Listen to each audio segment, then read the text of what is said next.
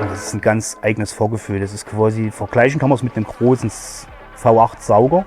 Die drehen halt einfach, die haben Kraft. Und je höher du drehst, desto mehr Emotionen und Beschleunigung kommen. Und dadurch, dass der so extrem hoch dreht, hast du halt wie eine Turbine gefühlt. Du schaltest sehr wenig und der dreht halt hoch.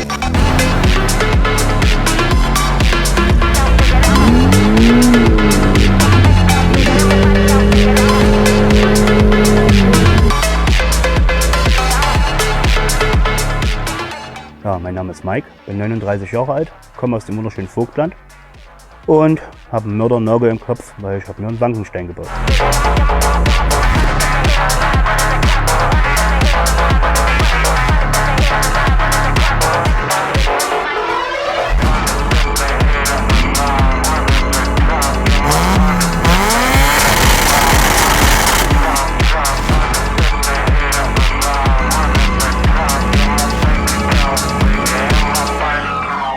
Sauerkrauts.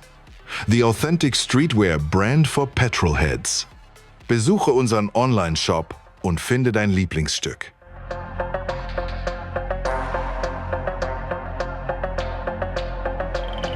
Ja, ich habe einen RX3 gesehen mit Wankelmotor, Einseldrossel auf dem Reißbrett. Und dann habe ich mir gedacht, irgendwann will ich mal ein Auto haben mit so einem Motor drin. Und da hat ein Kumpel von mir gesagt, na, bau doch da so einen Wankelmotor rein. Und ja, jetzt steht er halt hier, ne? RX8 geschlachtet und da reingebaut alles. Das war dummer Zufall. Wir hatten einen RX7 sich gekauft und haben wir geguckt wegen Umbauen. Und da habe ich im Internet rausgefunden, oh, was ist denn das? Und das ist ein Honda Prelude, ein schönes Auto. Und der hat mir da übelst gefallen. Und der Kumpel sitzt den ganzen Tag am Rechner und dann hat er mir irgendwann bei Kleinanzeigen einen geschickt. Und dann bin ich nach Kiel gefahren und habe den gekauft. Angeblich im Sammlerzustand. Der hatte 10 Weißtöne, aber hatte keinen Rost. Und ja, dann habe ich ihn halt gekauft und bin wieder nach Hause gefahren. Der Plan war weiß und einen legalen JDM für die Straße. Und ja, dann ging das halt los. Mal gucken, was hat der Rost, hat er keinen gehabt.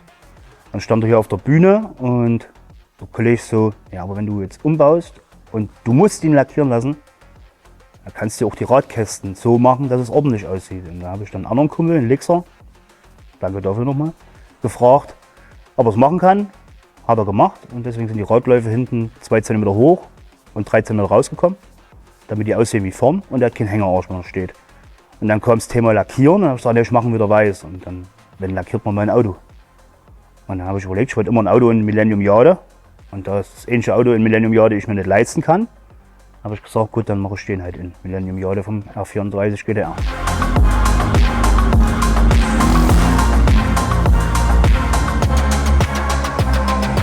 Das Bodykit ist von Poli Bauer. Das gibt es sogar mit Haargutachten. Habe ich damals im Internet gefunden, für gut befunden.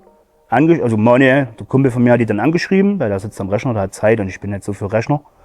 Und hat sich herausgestellt, das Bodykit verkaufen sie noch und müssten es bloß neu auflegen. Haben sie gemacht, mit dem Hinweis, hier, das wird für so ein besonderes Auto. Und, ja, und dann haben wir drauf gewartet und 3 Monate später haben sie dann geschrieben, wir können die Schwellernummer produzieren, wir haben die Formnummer. Und dann haben sie in ganz Deutschland die Preludes angeschrieben. Mittlerweile kenne ich sogar einen, den haben sie auch angeschrieben, ob der mal seine Schweller runterbauen könnte, damit sie die abformen können. Dann irgendwann haben sie jemanden gefunden und dann habe ich irgendwann mein Bodykit gekriegt. Und das ist quasi ein Poli Bauer Bodykit ringsrum. Mit Spoiler, alles drum und dran. Das war eigentlich der Plan, eigentlich wollte ich das Carmike-Kit aus Japan, aber das hat der Lieferzeit des Todes.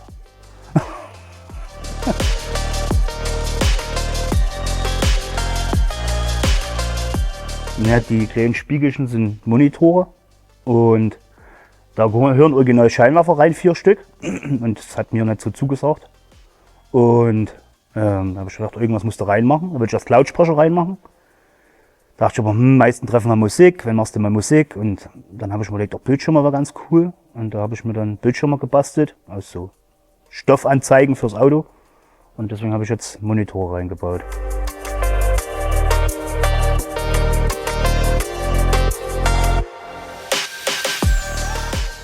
Petrolheads, aufgepasst, wir haben für euch den fettesten Sommerdrop, den wir jemals rausgebracht haben. Denn bei uns im Online-Shop könnt ihr aktuell ganze 3 neue Kollektionen shoppen. Wir haben für euch die Stripes-Kollektion mit 2 Oversized-Shirts und einem Unisex-Hoodie etwas schlichter gehalten. Für die, die es etwas wilder mögen, haben wir die Outlaw-Kollektion. Hier haben wir 2 Designs, einmal mit der Schwalbe und einmal mit dem Golf im legendären 80er Retro-Look. Und jetzt ganz neu im Shop haben wir unsere Sommerdesigns. Ihr habt euch neue Artworks gewünscht und die sollt ihr bekommen. Wir haben hier 4 frische Designs für den Sommer, extra für euch Petrolheads. Mit dem Code SOMMER15 könnt ihr jetzt 15% bei uns im Online-Shop auf die Sommerkollektion und auf alle anderen Artikel sparen. Übrigens unterstützt ihr mit jedem Kauf auch hier das Sauerkrauts Magazine. Darüber freuen wir uns natürlich sehr, denn wir wollen natürlich auch weiterhin hier tolle Filme für euch produzieren. Und deswegen störe ich jetzt auch nicht weiter und wünsche euch viel Spaß mit dem Film. Also im Motorraum ist nichts mehr Honda Prelude. Weil ich musste alles rausschneiden, was gar nicht geplant war. Eigentlich dachte ich kaufe einen Wankelmotor, baue den da ein und geht los. Dann habe ich auch festgestellt, ein RX-8 hat eine vorne liegende Lenkung, was der Prelude nicht hat. Deswegen musste alles raus. Das ist quasi Döme, alles neu gebaut, weil die Dämpferposition ist quasi beim originalen Prelude viel weiter vorn. Und die musste weiter hinten, weil die Dämpfer quasi nach hinten geneigt sind beim RX-8. Dann die Spritzwand ist alles rausgeschnitten, weil quasi der Motor ja quasi da sitzt, wo original nichts ist beim Prelude, deswegen war die eigentlich gerade. Jetzt ist sie quasi nach hinten versetzt, dass das Getriebe Platz hat. Die Domstrebe, da war mir mal langweilig und ich wollte einfach mal was bauen, dass man was sieht. Deswegen habe ich die Domstrebe einfach aus Dummtitel gebaut. Ich wusste nicht mal, wo sie hin können. Ich wollte die eigentlich oben drüber machen, aber das sieht doof aus, deswegen habe ich sie davor gemacht. Ja, Luftfilter ist zum Beispiel Temu.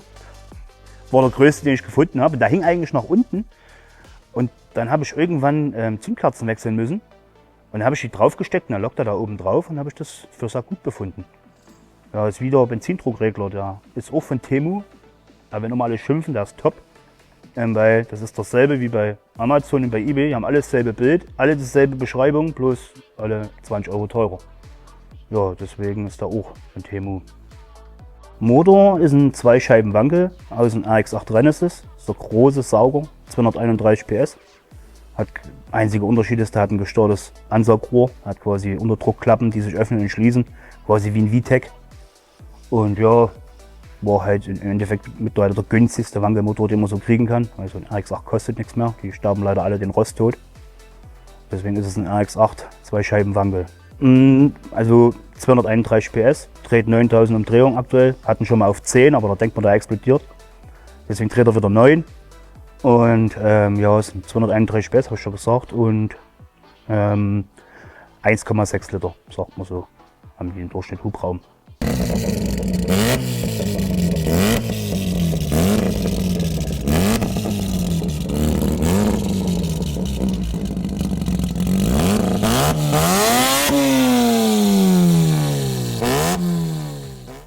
Lenkgetriebe ist BMW E30 ohne Servo original, weil der RX-8 hat eine elektronische Servolenkung und die wird nur unterstützt, quasi wenn er ein Raddrehzahlsignal hat, und da er das nochmal hat, brauchte ich irgendwas um zu lenken und deswegen hat sich das angeboten BMW E30. Wo ich das beim BMW E30 rausgebaut habe, habe ich festgestellt, so ein E30 Umbau auf Heckantrieb in einem Prelude wäre viel einfacher gewesen. Weil der Motor quasi gefühlt ähnlich sitzt wie beim Original beim Prelude.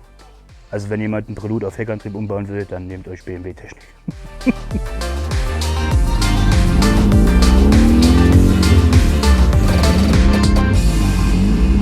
Also ich lebe halt das Hobby. Ich investiere jede freie Minute und jeden Cent, den ich habe, in mein Hobby.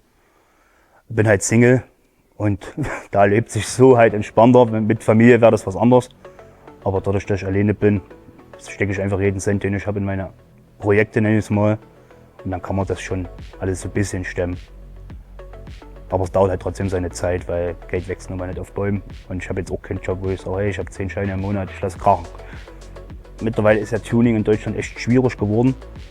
Und wenn man halt was Extremes bauen will, dann kann man auch sagen, scheiß auf TÜV, man baut es halt so, wie man Bock hat. Klar, es ist nervig, mit dem Hänger rumzuziehen, aber es fährt sich halt auch entspannter, weil man weiß, man fährt durch jede Polizeikontrolle mit seinem Gespann. und hat dort auf dem Treffen seinen Spaß mit seinem Auto.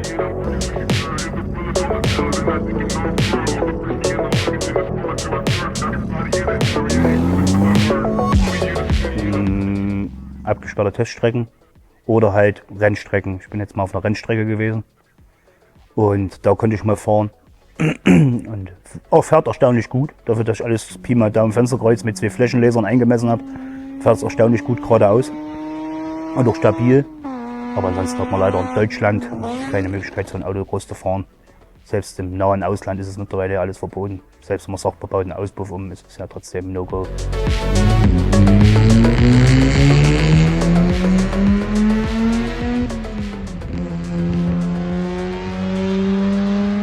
Also wo der Motor das erste Mal angesprungen ist, das war unbeschreiblich. Weil ich habe ja doch viele dann, die gesagt haben, ja, ob das jemals was wird. Und also ich hatte schon welche, die mich unterstützen, aber es gab auch Zweifler. Und daran wachse ich dann immer und denke mir, euch zeige ich es. Und wo der dann angesprungen ist, das war schon der Augenblick, wo man dann sagt, krass, du hast es geschafft. Klar war das Ding noch nicht fertig und der Kabelbaum lag wild daneben, aber er ist zumindest angesprungen und das macht eigentlich dann schon happy. Gerade wenn man dann noch auf die Zeit guckt und sich sagt, ey, krass, 4 Monate und der Motor hängt drin und der läuft, ist das schon, kann man sich schon mal auf die Schulter klopfen. Und man freut sich auch.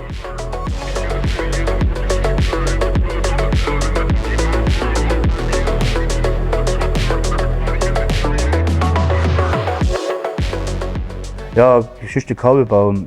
Ja, der Motor war zwar drin und lief, aber im Beifahrerfußraum lag gefühlt 3 Tonnen Kabel.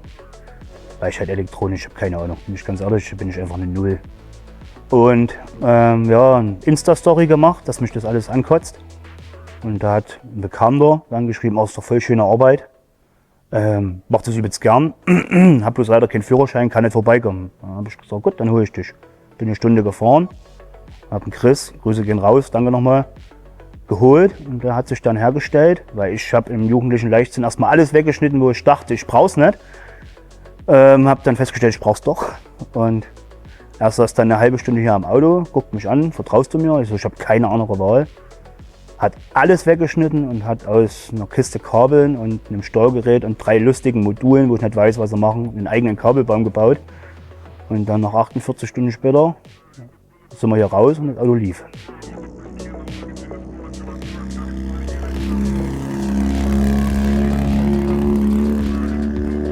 Ja, das Beleuchtungskonzept kam dadurch, ich habe mal einen Honda Civic gesehen und der hatte die ganzen Achsteile in einer anderen Farbe. Das habe ich total cool gefunden. Da dachte ich, das mache ich auch, weil die AX8 Achsen bieten das an.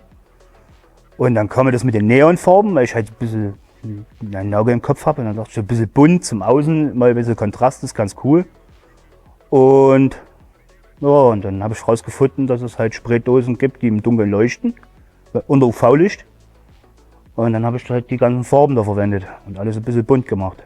Man sieht es halt nicht auf den ersten Blick, aber so, wenn der auf der Bühne ist, dann ist jedes Teil, selbst der Unterboden ist ja türkis. Und ja, deswegen habe ich das einfach alles mal so lackiert, wo nach mir war. Viele denken ja, es ist gepulvert, aber es ist einfach nur Graffiti-Farbe. Es war mal alles schön leuchtend, aber UV-Farben verblassen halt extrem schnell. Aber wie gesagt, geplant ist dass der Motor noch mal rauskommt und Einzeldrosselumbau ist aber alles da kostenintensiv und deswegen ist es erstmal auf die lange Bank geschoben. Deswegen fertig ist das Auto noch lange nicht, aber Stück für Stück wird es dann noch fertig gemacht.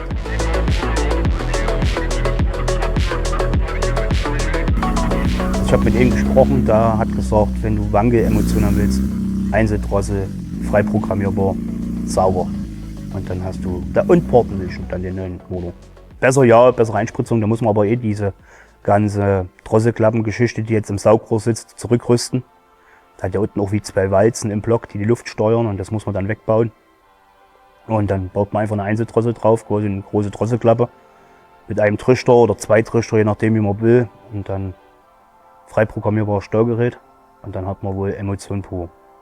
Und geportet muss er werden, weil das erwartet jeder, wenn man sagt, man hat einen Wankel und man macht den an und der macht dann brab, brab, brab, brab, brab.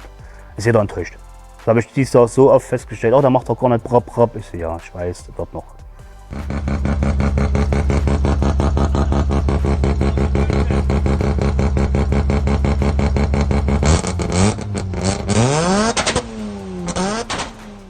Ja, Wankel ist halt ein Motor für sich. Keiner kennt sich aus, keiner fährt. Es ist total uneffizient, es ist total teuer Aber es ist halt diese Faszination von diesem System, wie es funktioniert, diese Drehzahl, diese Emotionen, das ist schon sehr beeindruckend.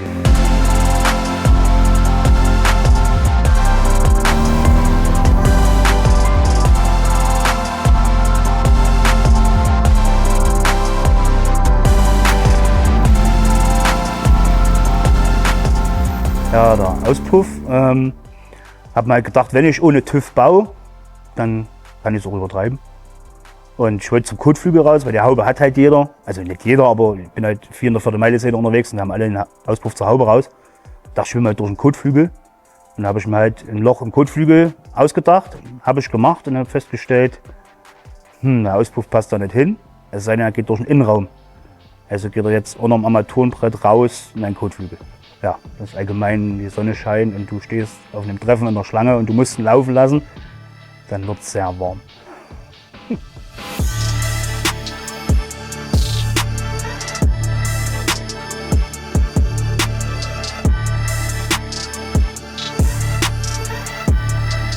Innenraum, ja, ist eigentlich 95% Mazda AX8. Die Sitze, der Mitteltunnel ist Mazda AX8, nur das Armaturenbrett ist noch Honda Prelude und das ist nur noch die Hülle. Ich wollte eigentlich ohne fahren, sieht aber scheiße aus, also habe ich es wieder reingebaut. Original, also eigentlich geplant war, den Armaturenbrett vom AX8 zu verwenden, aber das ist zu groß oder zu hoch, das hätte nicht schön ausgesehen. Deswegen sind jetzt AX8-Sitze drin mit Mitteltunnel, weil wie gesagt Heckantrieb und der AX8 hat den Nachteil, der hat einen großen Träger, der Stiff mit dem Getriebe verbindet und der musste Platz finden.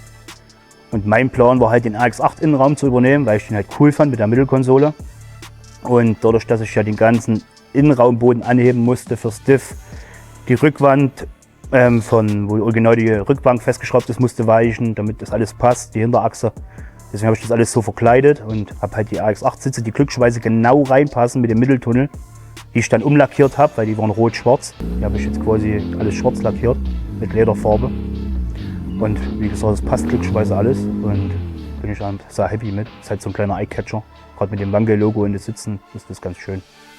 Ja, Mittelkonsole habe ich selber gebaut. Die Verbindung quasi vom Armaturenbrett zum Tunnel, weil da gibt es ja nichts an der Stange.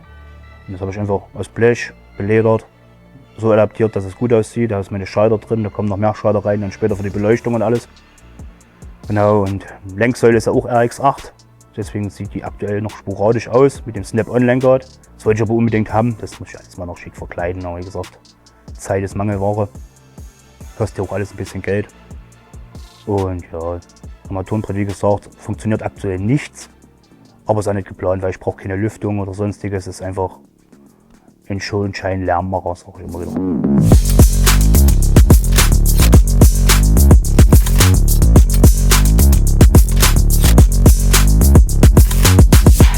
Ja, Felgen sind jetzt mittlerweile Wirkmeister geworden. Ich über Kleinanzeigen günstig dazu gekommen, wollte ich immer mal haben. Und letztes Jahr hatte ich noch die von Kumpel, seinem RX7 drauf. Es waren nur Leihräder, aber jetzt habe ich die Felgen, die ich immer haben wollte. Alles Clancy, alles schön, 16 Zoll ringsrum. Ich mag das, ältere Autos mit kleineren Rädern und viel Gummi. Ja, und deswegen sind es jetzt die geworden. Finde ich, passt gut zum Style. Und von Weitem wirkt er clean und ein Honda Prelude umgebaut. Und wenn man dann genau hinguckt, denkt man, oh, da hat einer auch schön einmal Helm. Fahrwerk ist ein Quines Luftfahrwerk. Eigentlich lustige Geschichte, habe ich über John von Beckett Parts. Der hat mich da unterstützt. Ja, das war allerdings viel zu lang. Das ist original von Honda Prelude, aber ich wollte halt tief. Und hatte seinen Grund, ich hatte meinen Engländer angeschrieben, auf Deutsch gesagt, ihr Deutschen mit eurem Luftfahrwerk, so tief wie ihr steht, fahre ich. Und da habe ich mir vorgenommen, okay, wenn du das sagst, dann kriege ich das Ding mit dem Rahmen an den Boden. Deswegen, wo er noch Originalmotor hatte, hatten wir dort schon die Dome umgearbeitet, dass er richtig am Boden geht. Aber das Problem war, es war trotzdem alles zu lang. Also habe ich mit John geredet, der hat mit Quines geredet und die haben jetzt für vorne 2 andere Dämpfer gebaut. Die kürzesten, die wohl je produziert wurden, also die sind gefühlt 20 cm lang. Problem war dann, ich kam immer noch nicht tief genug. Also habe ich aus Amerika, der hat vorne wie Gabeln, wo die Dämpfer drin stecken für die Achsaufnahme. Und die gibt es in Amerika im 4. Meile-Sport für die Civics, gekürzt aus Billet. Und die sind 4 cm kürzer und dadurch kommt man dann so tief wie man will. Kofferraum ist aktuell einfach ein Racing-Tank reingeschraubt und eine Batterie und sporadisch verkabelt, weil ich wollte irgendwann einfach mal fertig werden. Bin ich ganz ehrlich, ich habe 6 Monate damit verbracht, jeden Tag an diesem Auto zu bauen und irgendwann denkt man sich so, es wäre schön, wenn es einfach mal fertig ist. Deswegen ist das alles noch nicht schick, alles schön. Ich werde im nächsten Winter vermutlich, wenn der Motor neu kommt, auch den Innenraum nochmal schick machen, einen kompletten Teppich mir bauen und auch den Kofferraum kriegt dann einen vernünftigen Teppich und eine richtige Batteriehalterung, dass das alles ein bisschen schöner aussieht.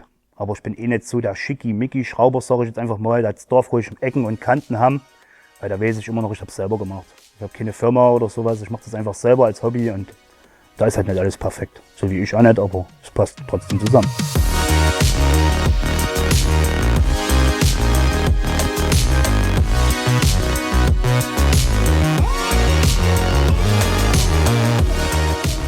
Ja, der Patch an der Seite und der Neckklappe haben mit meine besten Freunde gemacht, die nebenan wohnen. Und zwar habe ich mir die eigentlich bestellt, original. Und die kamen aber nicht, waren sehr teuer und war auch eine Firma, wo es dann hieß, hast du Pech gehabt. Und meine Freunde nebenan haben glücklicherweise einen Lasercutter und den habe ich das geschickt als Bild und gefühlt 2 Stunden später hatte ich diese Patches und die passen perfekt in meine Augen. Sieht man so ein bisschen von außen, nee, da stimmt was nicht. Passt gut, wenn man den Auspuff übersieht.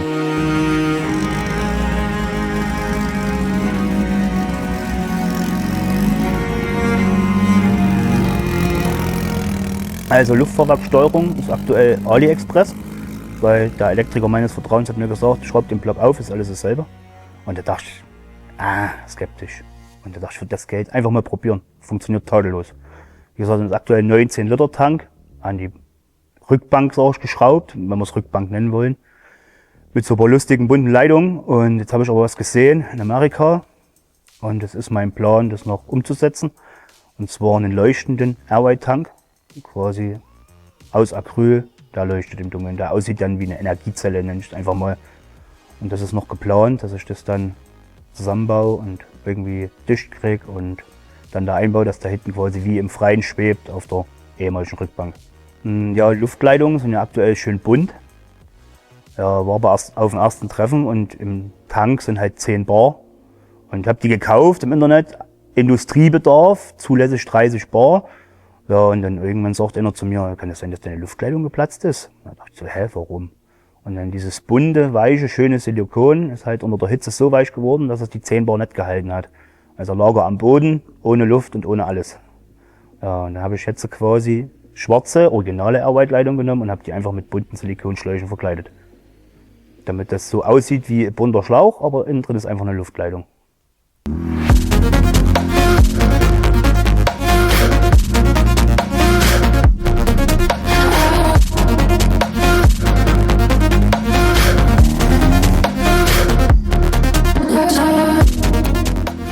Ja, Wangenstein ist entstanden durch den Chris, den Chefelektriker nenne ich einfach mal, der sich um das ganze Thema gekümmert hat. Und ich hatte auf meinem Camaro am Spoiler einen Spruch stehen und da habe ich gesagt, sowas bräuchte ich hier auch. Einfach so einen kleinen Spitznamen. Und da hat er so Wangenstein, weil es ist ein Wankel und zusammengebaut aus 2 Autos, wie bei Frankenstein, also ist es Wangenstein geworden.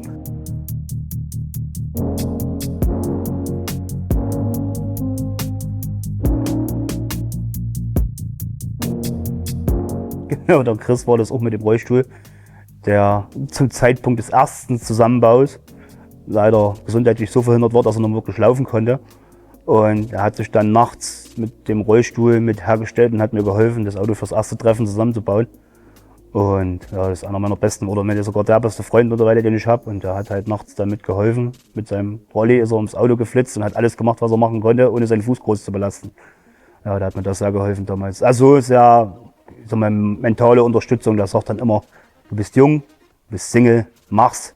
Irgendwann denkst du dir nur so, hätte ich mal.